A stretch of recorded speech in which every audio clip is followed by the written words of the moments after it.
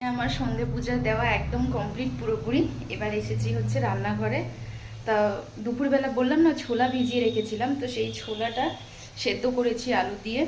আর এই যে ছোলাটা লবণ হলুদ দিয়ে সেদ্ধ করে জলটা ফেলে দিলাম। পেঁয়াজ কাটতে কাটতে আমার অবস্থা খারাপ। এই পেঁয়াজ আর হচ্ছে কাঁচা লঙ্কা। কিছু বাটা মশলা নিয়েছি, যেমন আদা, জিরে, তারপরে হচ্ছে গরম মশলা, রসুন, এগুলো বেটে নিয়েছিলাম। ঠিক আছে, এই নিচের দিকে হচ্ছে বাটা মশলা, আর হচ্ছে লবণ হলুদ চিকেন মশলা দিয়েছি। কড়াইটা গরম হয়ে আসছে, এটা ভাজলাম। জাস্ট হচ্ছে মুড়ি দিয়ে খাবো বলে, খুব ভাল লাগে। পেঁয়াজটা একটু বেশি করে দিয়েছি, 4টে মতন পেঁয়াজ কুচিয়ে নিয়েছি, আর হচ্ছে 2টো কাঁচা লঙ্কা।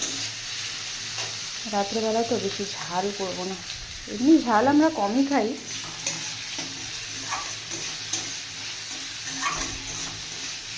এখানে হচ্ছে ছোলা আর একটা আলু, খুব সুন্দর সেদ্ধ হয়েছে। আমি তো ভাবছিলাম হবে না, হয়তো খুব সুন্দর সেদ্ধ হয়েছে। দাঁড়ান, পেঁয়াজটা আগে ভেজে নিচ্ছি। হ্যাঁ,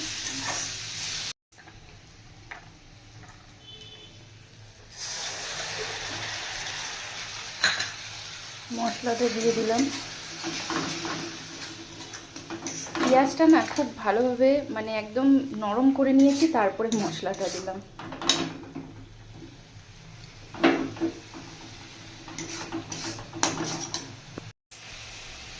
আলুটাকে এর মধ্যেই ভেঙে নিয়েছি।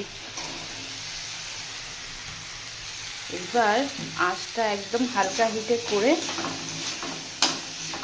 মশলার সঙ্গে খুব ভালোভাবে কষিয়ে নেব।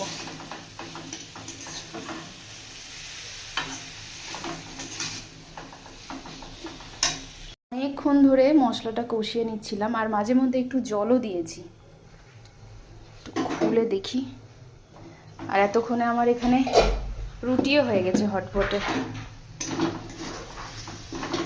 আর কি সুন্দর গন্ধ বেরিয়েছে। আগে মা এরকমই রান্না করতো। উফ, আমার যে এই লাল ছোলা সেই আগাগোড়া এত পছন্দের কিছু বলার নেই। আমি আগে স্কুলের টিফিনে, আমার এখনো মনে আছে, এত মানে প্রত্যেক দিন 2 দিন পর পর এই ছোলাটা নিয়ে যেতাম। আবার নিজেই রান্না করতাম, কোনো সময় মা করে দিত এরকমই মশলা দিয়ে। উফ, হেভি লাগে। আর এটার সঙ্গে তো ভাত, এটা দিয়ে মাছ মাংসর দরকারই পড়ে না, খুব ভালো লাগে। হ্যাঁ রাখো, আমি নিচ্ছি। হচ্ছে একটু চা হচ্ছে, ওর লাল চা, আমি হচ্ছে হালকা একটু দুধ চা খাবো। আর বাটিতে হচ্ছে মুড়িও বেড়ে নিয়েছি।